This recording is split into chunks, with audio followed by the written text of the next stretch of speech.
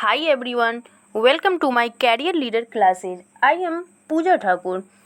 आज जो हमारा ये वीडियो है क्लास 10th चैप्टर 5 से लिया गया है, जिसका नाम है print culture and the modern world. इस चैप्टर से हमारा पिछला तीन वीडियो हो चुका है। आज हम लोग चौथे वीडियो पे आज जो हमारा ये वीडियो है वो चौथा वीडियो है। इस चैप्टर से पार्ट 4 है। तो हम आज आगे के टॉपिक पे डिस्कस करेंगे। और इससे पहले की वीडियो में 3 टॉपिक हमारा हो चुका है और चौथे टॉपिक द रीडिंग माइनिया जो है उसका भी 4.1 तक हो चुका है और 4.2 से अभी हम आगे का डिस्कस करेंगे। ओके, तो चलिए हम शुरू करते हैं आगे का वीडियो। और हाँ, एक बार आप हमारे चैनल पे जाके ज़रूर वॉच करिएगा। कैरियर लीडर क्लासेस सर्च करके उस पर आप लोग ज़रूर वॉच करेंगे। उसमें आप लोगों को और सारे सब्जेक्ट का वीडियो मिल जाएगा। और प्लीज़ मेरे चैनल को सब्सक्राइब करिए, तभी आप लोग का सपोर्ट मिलेगा, फिर हम आगे वीडियो बना पाएंगे। ओके, तो चलिए स्टार्ट करते हैं हम आगे का वीडियो। आगे का पॉइंट पे डिस्कस करते हैं। 4.2 है print culture and the print revolution.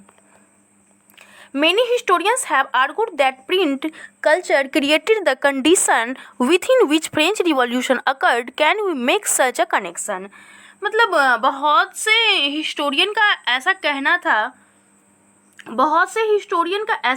था ये फ्रांस में जो ये रिवॉल्यूशन आया है ये मतलब जानबूझ के लाई गई है।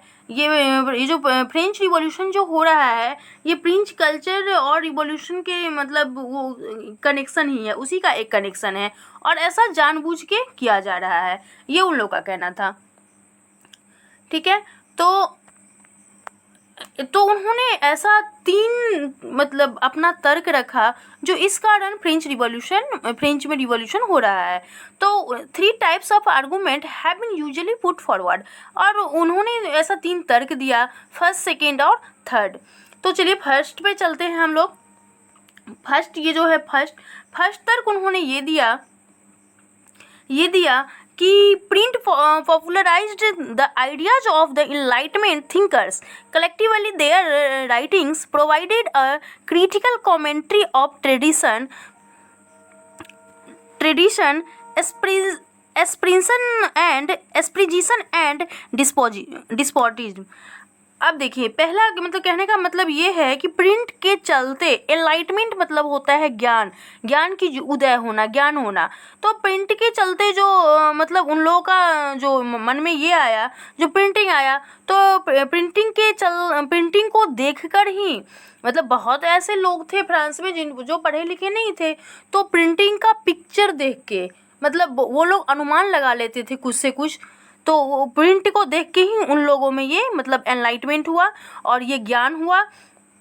मतलब उन लोगों के अंदर ये अंधविश्वास मतलब आया, इसके प्रति नोवेल्टी के प्रति वो आया।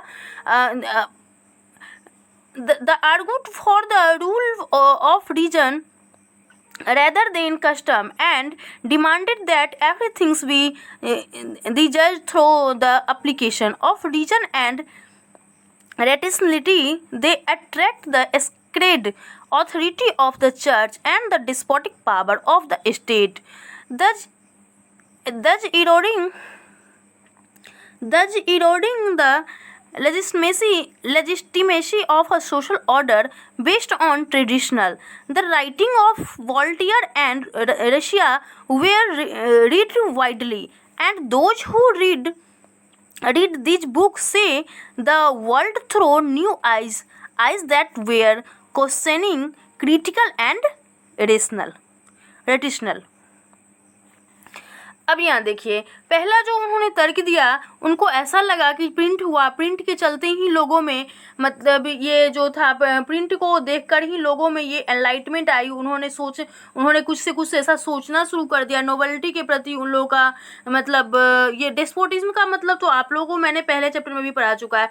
डेस्पोटिज्म का मतलब होता है एक मतलब निरंकुश शासन, एक राजा का जो होता है पावर, उसको बोलते हैं डेस्पोटिज्म।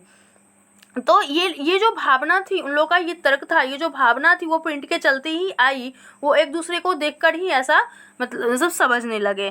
तो मतलब शासन मतलब वो जो था रूल था वो हर चीज़ों के मतलब वो धार्मिक था, वो सामाजिक ये मतलब नॉवेल्टी के प्रति ये सब चीज़ जो है वो प्रिंट को देखकर ही लोगों में ये भावना जगी। ऐसा उन लोगों का सवाल था, ऐसा उन लोगों का देखने का नज़रिया था, सोचने का था, जो इस कारण भी उन लोगों में ये मतलब एनलाइटमेंट हुआ। प्रिंट के चलते ही एनलाइटमेंट हुआ, लोगों में मतलब ज्ञान आई, लोगों ने सोचना शुरू कर दिया। ये प्रिंट के चलते ही हुआ, प्रिंट कल्चर के जो। और सेकेंड पे चलिए अब हम लोग सेकेंड पे आते हैं। ये जो हमारा है सेकेंड, अब दूसरे तर्क को हम लोग देखते हैं। तो दूसरा तर्क है हम लोग का, print created a new culture of dialogue and debate. All value, norms and institution were re-evaluated and discussed by a public that had become aware of the power of reason and recognized the need to question existing ideas and beliefs. Within this public culture, new ideas of social revolution came into being. Second, अब देखिए second में वो लोग क्या बोल रहा है, उन लोग का क्या तर्क है। उन लोग का सेकेंड में ये तर्क है जो प्रिंटिंग के प्रति ही ये डिबेट हुआ। डिबेट मतलब होता है वाद विवाद, आप लोग को पता होगा। तो प्रिंटिंग के प्रति ही मतलब ये डिबेट हुआ, डिबेट का जन्म हुआ, संस्कृति मतलब कल्चर का जन्म हुआ। मतलब सारे जो है ओल्ड चीज़ जो थे, ओल्ड मतलब वो जो कल्चर था, ओल्ड जो वो था संस्था था, उसके मतलब के बारे में आपस में लोगों के बीच में ये बहस हुई, उनमें ये मतलब सिलसिला शुरू हुआ।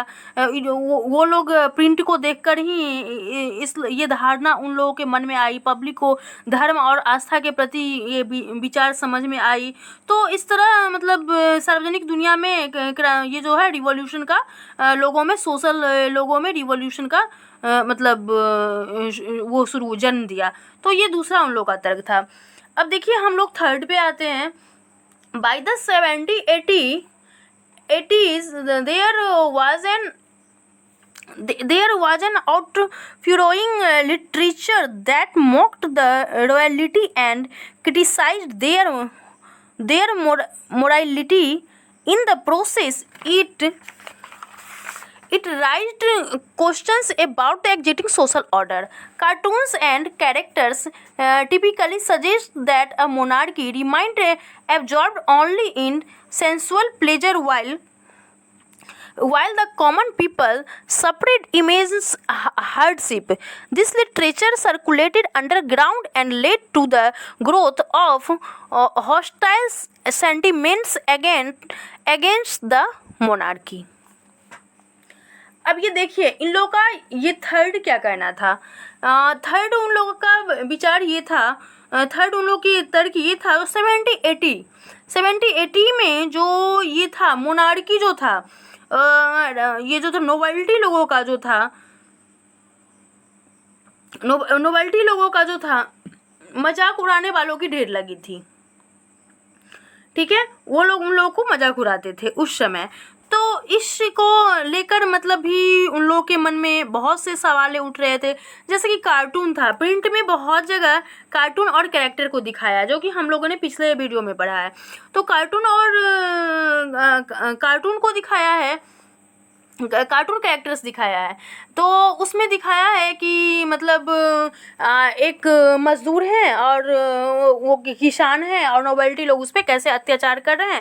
तो ये कैरेक्टर उन्होंने कार्टून के द्वारा प्रिंट करके दिखाया है। तो इसके कारण भी मतलब रिवॉल्यूशन हो सकता है, ऐसा उन लोगों के मन में ये एक तीसरा तर्क भी था। जो मतलब नोवेल्टी लोग थे, जो मतलब कार्टून में ये दिखाया गया था कि नोवेल्टी लोग जो थे वो अपने ऐश मौज में मस्त थे, और ये जो थे मतलब वो क्या कहते कलर, वो जो थे पीजेंट लोग जो थे वो अपना मजदूरी कर रहे हैं, किसी तरह कर रहे हैं, उनको कोई मतलब नहीं है, वो अपने राजशाही ज़िंदगी में मस्त हैं। तो इसके कारण जो वो प्रिंट में दिखाया गया था, तो इस कारण भी रिवॉल्यूशन हो सकता है फ्रांस में। तो ऐसा उन लोगों का ये तर्क था, ये तीसरा तर्क था। How do you look this argument?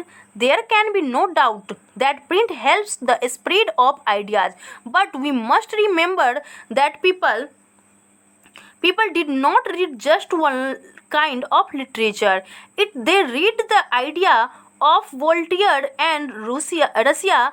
They were also exposed to monarchical and church propaganda. They were not influenced directly by everything they read or saw. They accepted some ideas and reject others. They interpreted things their own way. Print did not directly shape their minds, but it did open up the possibility of thinking differently. अब देखिए, अब ये 3 तर्कों के बाद इन लोगों के मन में हुआ कि अब जैसे है हाउ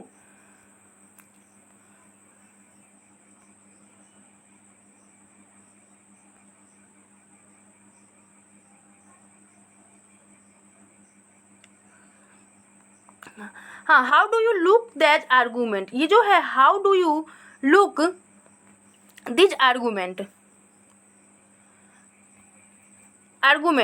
तो कहने का मतलब है, मतलब लोगों इन तर्कों को हम लोग कैसे समझे कि आर्गूमेंट कैसे शुरू हुआ। इसमें तो मतलब कोई शक ही नहीं है, मतलब कोई ऐसा वो है ही नहीं जो मतलब जिसको हम लोग आपस में मतलब एक दूसरे के पास स्प्रेड करे, बातों को फैलाए। ये ऐसा मतलब कोई ये जो 3 तर्क था उन लोगों का, वो एक हेल्पफुल तर्क नहीं है जिससे वो लोग आपस में स्प्रेड करे कि प्रिंट और कल्चर के चक्कर में ही प्रिंट में रिवॉल्यूशन आया है। तो ये कोई उन लोगों का सही तर्क नहीं था। लेकिन but we must remember that people did not read just one kind literature. लेकिन कहने का मतलब ये है, जो ये भी मतलब याद रहने वाली बात है कि लोगों को मतलब हर तरह की सामग्री, मतलब हर तरह की चीज़ों पढ़ने की मिलती थी। तो सही बात है, जो इस तरह से मतलब रिवॉल्यूशन आएगा ही। They read the ideas of Voltaire and Russian. They were also exposed the monarchical and church propaganda. अब कहने का मतलब ये है कि एक तरफ वो अगर मतलब रूस के जो वो थे बाल्टेयर थे पढ़ रहे थे, दूसरी तरफ चर्च और राज का प्रोपगंडा की प्रचार भी थी। वे हर मतलब चीज़ों को पढ़ रहे थे और देख रहे थे। तो सीधी सी बात है कि वो इस बातों से प्रभावित हो ही सकते हैं। कुछ बातों को, ये 3 जो तर्क था उसमें से कुछ मतलब जो था some ideas and rejected other, मतलब they accepted of some idea and rejected other, और कुछ आइडिया को वो लोग एक्सेप्ट भी कर रहे थे और कुछ को रिजेक्ट भी कर रहे थे। तो एक तरफ अगर फिर मतलब अपने ढंग से फिर कुछ अपने बातों को रखा उन्होंने, और सीधे तौर पर नहीं कह सकते हैं कि प्रिंट के चलते ही रिवॉल्यूशन आया, और एक तरह से ये भी कह सकते हैं कि हाँ, प्रिंट कल्चर के चक्कर में ही फ्रेंच में रिवॉल्यूशन हुआ। तो ये हमारा 4 टॉपिक ये हमारा ख़त्म हो चुका। अब हम 5वें टॉपिक पे चलते हैं। देखिए यहाँ पे दिखाया गया है, यहाँ पे ये प्रिंट है, ये प्रिंटिंग किया गया है, और इस प्रिंट में साफ ही दिखाया जैसे कि हम लोगों ने पढ़ा। ये देखिए, ये नोबल्टी के लोग हैं, और ये लोग क्या कर रहे हैं, राजशाही जीवन में व्यस्त हैं। ये देखिए नोबल्टी के लोग हैं, ये लोग अपने राजशाही जीवन में मस्त है। और यहाँ देखिए पीजेंट लोग अपना लेबर मजदूरी कर रहे हैं, डेस्पोटिज्म के पावर को तोड़ रहे हैं, ये लोग तोड़ना चाहते हैं।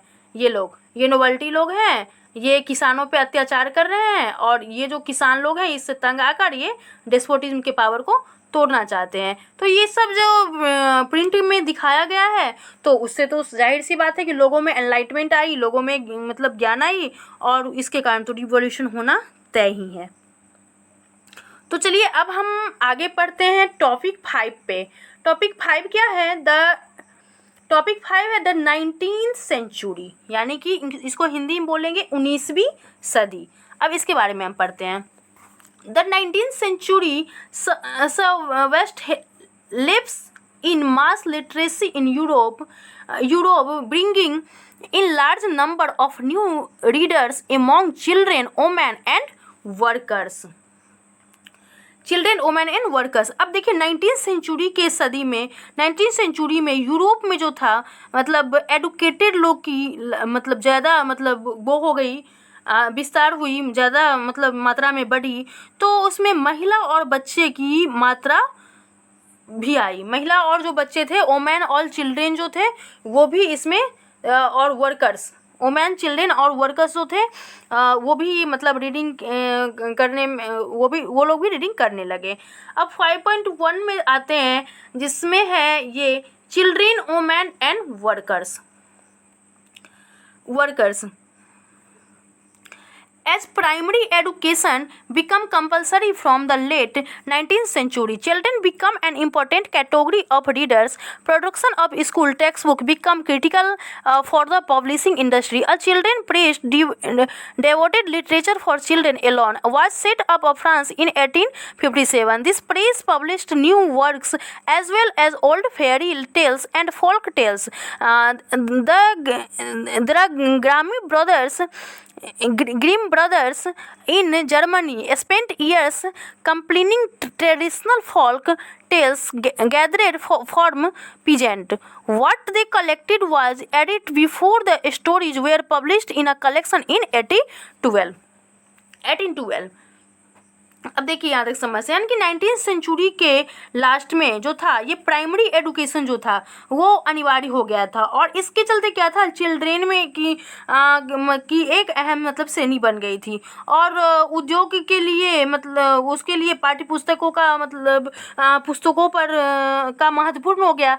तो फ्रांस में 1857 में सिर्फ मतलब बाल बच्चों के लिए पुस्तक छपने लगे, उसके लिए मतलब वो प्रिंटिंग किया गया, टेक्नोलॉजी लाया गया। और इस प्रेस में प्रिंटिंग में जो है पुरानी और नई मतलब ओल्ड और न्यू दोनों तरह के फॉल्क्स और ये मतलब folks, fairy tales and folks, यानी कि ओल्ड और न्यू दोनों प्रिंट किए गए। जर्मनी के जो थे ग्रीम बंधुओं, यहाँ है जर्मनी के जो थे ये ग्रीम ब्रदर्स ये थे जर्मनी के, ये मतलब बहुत सालों से, बरसों से किसान के पीजेंट के बीच लोक कथाएं मतलब वो जमा गया, और उनके द्वारा वो एकत्रित जो था वो फिर कहानी वो जो 1812 में वो क्या किया गया, प्रिंट किया गया, उस कहानियों को प्रिंट किया गया। अब anything that was considered unsuitable for children or would appear vulgar to the elites was not included in the published version. Rural folk tales thus acquired a few new forms. In this way, print record all tales but also changed them. और ये जो मतलब ये जो उन्होंने folks जो था peasant का वो जो उन्होंने प्रिंट किया, तो ये जो मतलब आया, तो इसमें लोक कथाएँ जो था पुराने जो पीजेंट के बीच जो था वो उसकी भावनाओं के ग्रामीण जो लोक कथाएँ थी वहाँ के लोगों की पढ़ने के बाद अंदर की भावनाएं चेंज कर दी। अब देखिए यहाँ है women become important readers as well. Writers any magazine were especially meant for women, as were manual teaching, proper behavior and housekeeping. When novels began to be written in the 19th century, women were seen as important readers. Some of the best novelties were women. Jane Austen Brandt, the Brandt sister, George Eliot. Their writing become important in defining a new type of woman, a person with will, strength of personality, determination and the power of think. अब देखिए ये जो था women लोग जो थी, महिला लोग जो थी, उन लोगों को ये जो कथाएं थी वो ग्रामीण जो कथाएं थी उन लोगों को ये ज़्यादा पसंद था पढ़ना, तो इन लोगों को मतलब ज़्यादा अच्छा लगता था। उन लोगों को क्या था, मैगजीन जो था, पत्रिकाएं होती थी, एक मैगजीन होती थी जिसमें कहानियाँ होती थी, वो खासकर वुमेन्स के लिए ही थी। और ये जो थी मतलब हाउसवाइफ जो थी जो गृह मतलब हाउसवाइफ जो काम करने वाली थी वो महिला भी इसको पढ़ने लगी। 19वीं सेंचुरी में जो ये प्रिंटिंग होने वाली बुक थी वो महिलाओं के लिए एक अलग ही तरह से मशहूर हो गई, महिलाओं के बीच ये मशहूर हो गई। और इनके जो पोएट्री थे, लेखक जो थे अग्रणी थी Jane Austen, Bronte, sister George Eliot आदि, मतलब बेटी सी, ये जो लोग थे मतलब ओमेन की जो एक नारी परिभाषा को लेकर उभरे, जिसका सूझबूझ और अपना एक अलग ही दिमाग था, अपना एक अलग ही इच्छा शक्ति थी। आगे बढ़ते हैं। Lending libraries had been in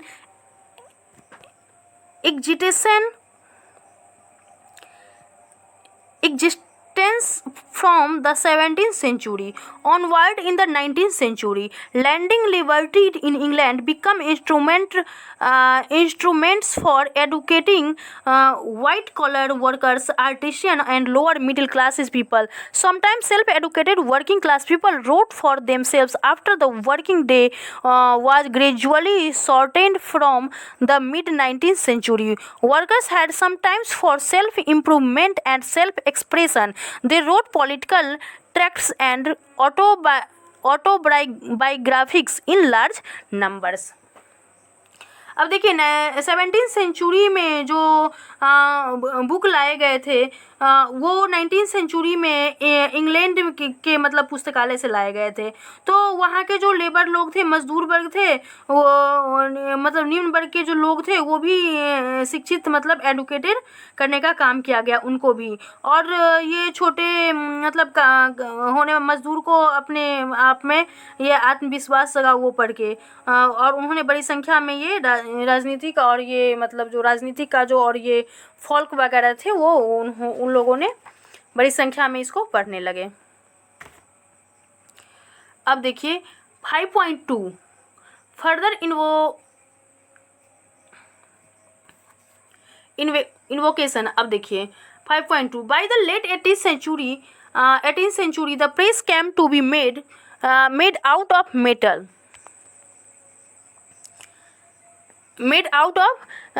Through the 19th century there were a series of further innovation in printing technology.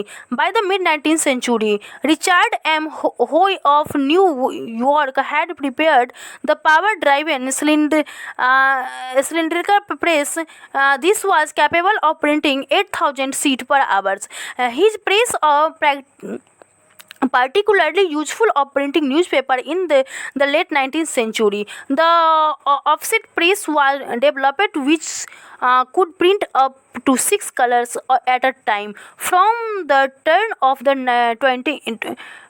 20th century, electrically operated press accelerated printing operation. A series of other developments followed. Methods of feeding paper improved, the quality of plates become better. Automatic prepares and photoelectric controls of the color register were introduced. The accumulation of several individual mechanical improvements transformed the appearance of printed text.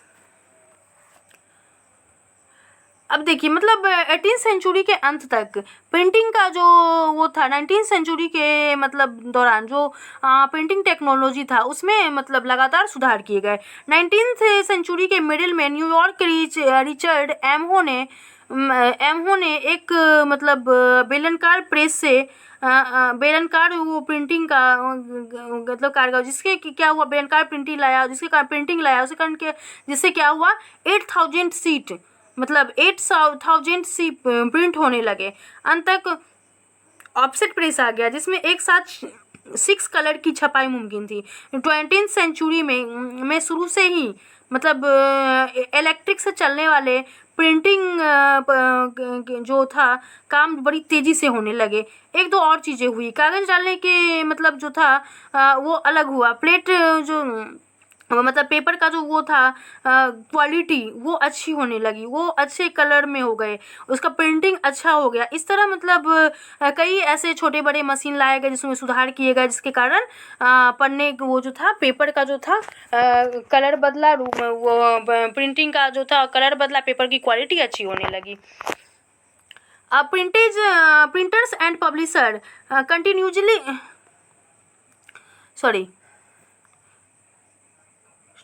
Printing and publisher continuously developed new. अब देखिए इस में भी, इस paragraph में भी वही है, मतलब वो जो था प्रिंटिंग का जो था वो अपना बेचने का जो था, पेपर बेचने का तरीका एक अलग है। ये था 19th सेंचुरी में मतलब कंटिन्यू अब अच्छा प्रिंटिंग में कोई प्रॉब्लम ही नहीं होती थी, पटापट छपाई होती जाती थी। इंग्लैंड में 1920 के मतलब इंग्लैंड में ये जो था 1920 के मतलब लोगों में जो था ये बुक जो था लोकप्रिय होने लगी। और ये सीरीज़ जो था, बुकों की जो सीरीज़ थी मतलब छपी हुई किताब, मतलब जो था बुक जो था, तो जल्द ही मतलब ये मतलब इतना कवर हो गया कि 20th सेंचुरी में 1930 के में मतलब जो ये आर्थिक परिस्थिति ख़राब हो गई, तो उसमें किताबों की बिक्री जो हुआ था, किताबों जो सेल जो था वो गिर गया था। और इसके कारण क्या हुआ, जो ये था प्रेस करने वाले जो थे, बुक सेलर जो थे, उनका क्या हो गया, जेब खाली हो गया, और उनको फिर से वो पेपर बैक कर लिए और सस्ते प्रिंट में वो लोग फिर से छापने लगे। ठीक है, तो चैप्टर 5 हमारा इस वीडियो में कवर हो गया। और टॉपिक 5 हमारा इस वीडियो में कवर हो गया। टॉपिक 6, 7, 8, 9 ये 4 टॉपिक हमारा इस चैप्टर का और बचा हुआ है, तो ये हम अगले की वीडियो में डिस्कस करेंगे। और तब तक के लिए बाय बाय, टेक केयर। और हाँ, हमारे चैनल को एक बार सब्सक्राइब जरूर कर दे एंड वीडियो को लाइक भी करें। ओके।